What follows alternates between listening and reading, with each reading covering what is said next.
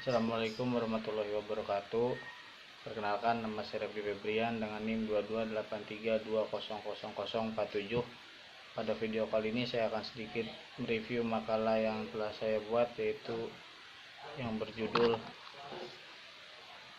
Model Pengembangan Kurikulum Peter F. Oliva. Yang dimana di sini ada bab 1 pendahuluan, yaitu yang pertama poin latar belakang. Pengembangan kurikulum adalah istilah yang komprehensif di dalam mencakup perencanaan dan evaluasi. Pada evaluasi perencanaan kurikulum adalah langkah awal membangun kurikulum ketika pekerja kurikulum membuat keputusan dan mengambil tindakan untuk menghasilkan perencanaan yang akan digunakan oleh guru dan peserta didik. Penerapan kurikulum atau biasa disebut juga implementasi kurikulum berusaha mentransfer perencanaan kurikulum ke dalam tindakan operasional. Evaluasi kurikulum merupakan tahapan akhir dari pengembangan kurikulum untuk menentukan seberapa besar hasil pembelajaran, tingkat ketercapaian program yang telah direncanakan, dan hasil-hasil kurikulum itu pada dasarnya merupakan kaidah atau hukum yang akan menjiwai suatu kurikulum. Pengembangan kurikulum tidak dapat lepas dari berbagai aspek yang mempengaruhi seperti cara berpikir, sistem nilai, moral keagamaan, politik, budaya, dan sosial. Proses pengembangan dari sosial, kebutuhan peserta didik, kebutuhan masyarakat, maupun arah program pendidik. Aspek-aspek tersebut akan menjadi bahan yang perlu dipertimbangkan dalam suatu pengembangan kurikulum. Model pengembangan merupakan suatu alternatif prosedur dalam rangka mendesain, menerapkan, dan mengevaluasi suatu kurikulum. Oleh karena itu, model pengembangan kurikulum harus dapat menggambarkan suatu proses sistem perencanaan pembelajaran yang dapat memenuhi berbagai kebutuhan dan standar keberhasilan. Lanjut ke sini, poin kedua ada rumusan masalah. Rumusan masalah yang saya tarik pada makalah ini yaitu yang pertama, apa itu kurikulum, yang kedua, apa itu model pengembangan kurikulum, dan yang ketiga, apa yang dimaksud kurikulum menurut Oliva. Tujuan dari makalah ini, yang pertama mengetahui apa itu kurikulum, yang kedua mengetahui apa itu model pengembangan kurikulum, dan yang ketiga mengetahui apa yang dimaksud kurikulum menurut Oliva. Lanjut ke bab 2 pendahuluan. Poin pertama ada pengertian kurikulum, yang dimana pengertian kurikulum tersebut dianggap pengertian yang sempit atau sederhana jika ada pembelajaran buku-buku atau literasi lainnya dengan kurikulum yang berkembang saat ini, terutama yang berkembang di negara maju, akan menemukan banyak pengertian yang lebih luas dan beragam.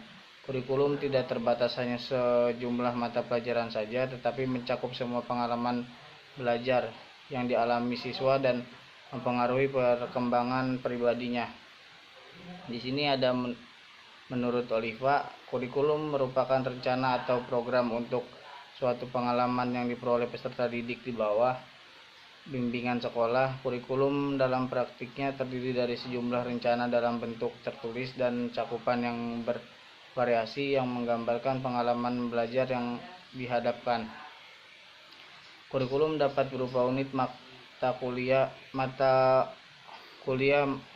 Urutan mata kuliah tersebut seluruh program studi di sekolah dapat ditemui di dalam atau di luar kelas atau sekolah yang dibimbing oleh personil sekolah. Kurikulum menjadi acuan dalam menata dan pengarahan segala bentuk aktivitas pendidikan untuk mencapai tujuan-tujuan pendidikan. Lanjut ke poin 2.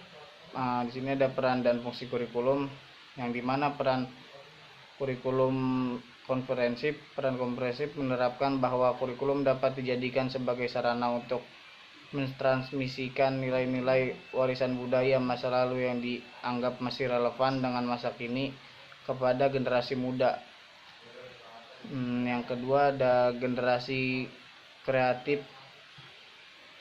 Penerapan kreatif, perkembangan ilmu pengetahuan dan aspek-aspek lainnya senantiasa terjadi setiap saat. Peran kreatif menentukan bahwa kurikulum harus mampu membangun suatu yang baru sesuai dengan perkembangan yang terjadi dan kebutuhan-kebutuhan masyarakat pada masa sekarang. Yang ketiga ada peran kritis dan evaluatif.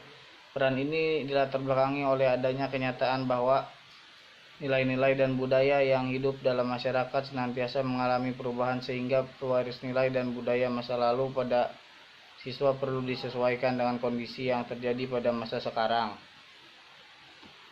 Lanjut ke poin ketiga, ada metode kurikulum.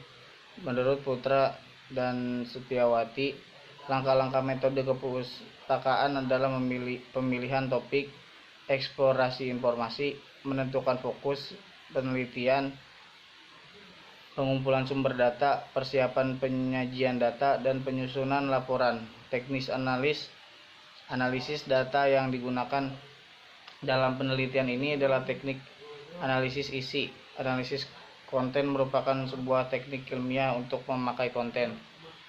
Masuk ke poin 4, pengertian metode pengembangan kurikulum. Di sini ada model menurut Oliva. Suatu model kurikulum harus bersifat simpel, komprehensif, dan sistematik.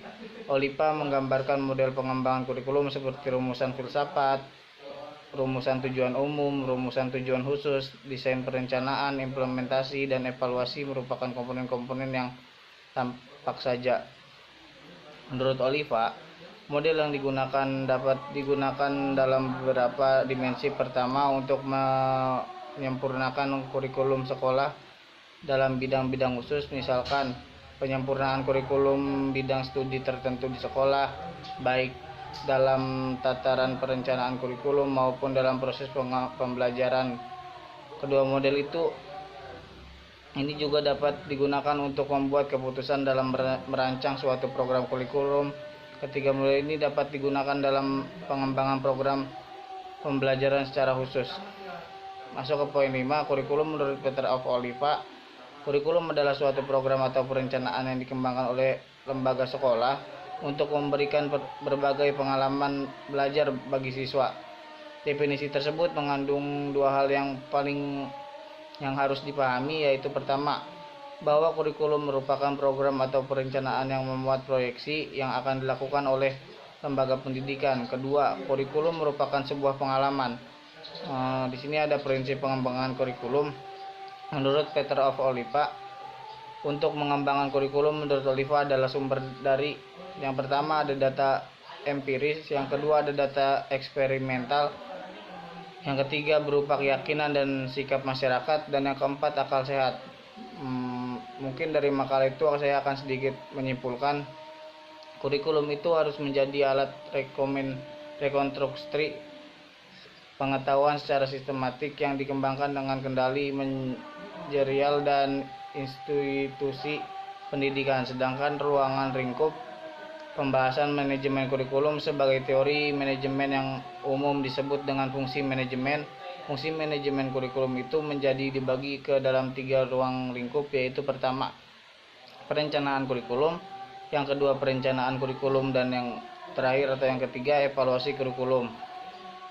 Manajemen kurikulum Oliva itu bagaimana pengolahannya bersifat sederhana dan terdapat 12 komponen yang saling melengkapi dan saling berkaitan untuk mencapai sebuah tujuan yang ingin dicapai.